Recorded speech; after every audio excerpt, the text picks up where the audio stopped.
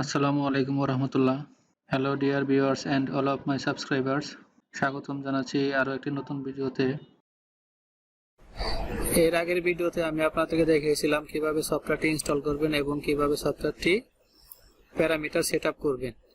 তাহলে আজকের ভিডিওতে আমি আপনাদেরকে দেখাবো কিভাবে একটা প্যাটার্নকে মডিফাই করে টেমপ্লেট কাটার জন্য রেডি করবেন।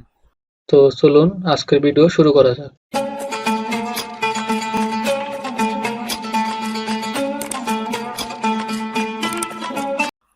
এজন্য প্রথমে আপনাকে কি করতে হবে, সফটওয়্যারটি ওপেন করতে হবে, রাইট বাটনে ক্লিক করে রান অ্যাজ অ্যাডমিনিস্ট্রেটর, দেন লগইন। এরপর আমরা ইম্পোর্ট ফাইলে যাব। ইম্পোর্ট ফাইলে গিয়ে আমরা নরমালি এই সফটওয়্যারে দুইটি ফাইল ওপেন করতে পারি, দুইটি ফরম্যাটের ফাইল ওপেন করতে পারি। একটি হচ্ছে DXF, অপরটি হচ্ছে PLT। DXF ফাইলটি ক্লিক করলে দেন আমি আমার যে ডেস্টিনেশন আছে সেখান থেকে আমি জাস্ট প্যাটার্নটি ওপেন করব। এখানে ডেস্কটপে প্যাটার্নের ভিতরে ফাইল রয়েছে, এই জন্য আমি এটা ডাবল ক্লিক করে দেন ওকে করে দিব। ওকে,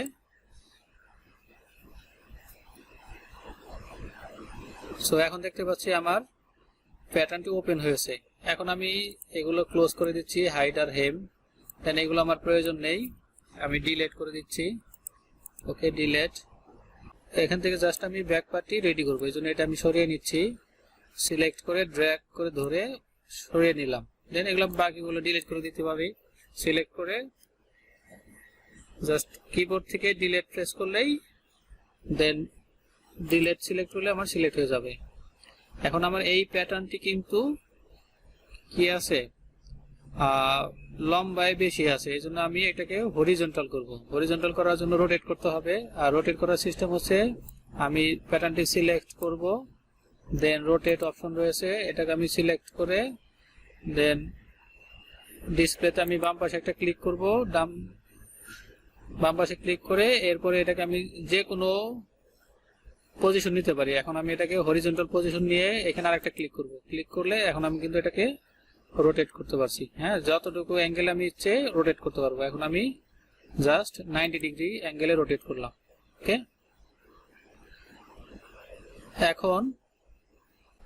এখন এখানে কিন্তু আমার এই লাইনটি প্রয়োজন নেই, এজন্য আমি কি করব, এই লাইনটি সিলেক্ট করে জাস্ট কিবোর্ড থেকে ডিলিট প্রেস করে ডিলিট করে দিলে আমার লাইনটি চলে যাবে। ওকে, দেন এটাকে যদি আমি ডিফল্ট সিলেক্ট করেও আমি এর সবগুলো প্যাটার্ন সিলেক্ট করতে পারি, অথবা ডায়মন্ড সিলেক্ট করেও আমি সবগুলো প্যাটার্ন সিলেক্ট করতে পারি। ওকে, তাহলে এখন আমার কি হবে, এই প্যাটার্নগুলো কিন্তু এখান দিয়ে মেশিন সুইং করবে। তো সুইং করার জন্য তাহলে এটাকে আমার নর্মালি মেশিনে থাকে 3 মিলি অথবা 4 মিলি নাইফ, এটাকে কি করতে হবে, মিনিমাম 7 মিলি অথবা 8 মিলি গ্যাপ করে বা স্লট করে কাটতে হবে। এজন্য এগুলো আমি সিলেক্ট করব, ডিফল্টে সিলেক্ট করি, ডিফল্টে সিলেক্ট করে ড্র্যাগ করে যেগুলো সুইং করব সবগুলোকে সিলেক্ট করলাম। সিলেক্ট করে দেন আমি রাইট বাটনে ক্লিক করলাম।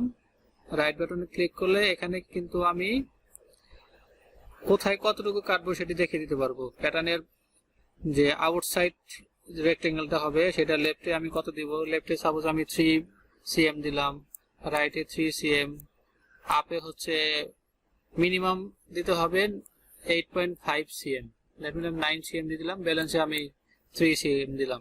কারণ আমাদের মেশিনের যে নিডেল পজিশনটি রয়েছে সেটি হচ্ছে আমার চ্যানেল থেকে নিডেলের পজিশন হচ্ছে 9 cm গ্যাপ, তো এই জন্য আমাকে আপ সাইডে 9 cm দিতে হবে। ওকে, আর এখানে আমি কত মিলি গ্যাপ করে কাটবো সেটি দিতে হবে। এখানে যেহেতু আমার cm এ কনভার্ট করা আছে, দ্যাট মিন্স এটা আমি কি করব, 8 মিলি করে দিচ্ছি। ওকে, দেন আমি এখানে ওকে প্রেস করব। এখন কিন্তু আমি দেখতে পাচ্ছি যে সুন্দরভাবে আমার প্যাটার্নটি রেডি হয়েছে। এখানে তো এটা আমার বডির আউটসাইড রেক্টেঙ্গেল, এটা মেজারমেন্ট করবে, দেন এটা হচ্ছে আমার স্লট করে কাটবে, দেন এটা আমার আউটসাইড কেটে দিবে। এরপর আমি এটাকে জাস্ট নেস্টিং করব। এখানে প্রেস করলেও আমি করতে পারি, অথবা কিবোর্ড থেকে কন্ট্রোল F8 প্রেস করলেও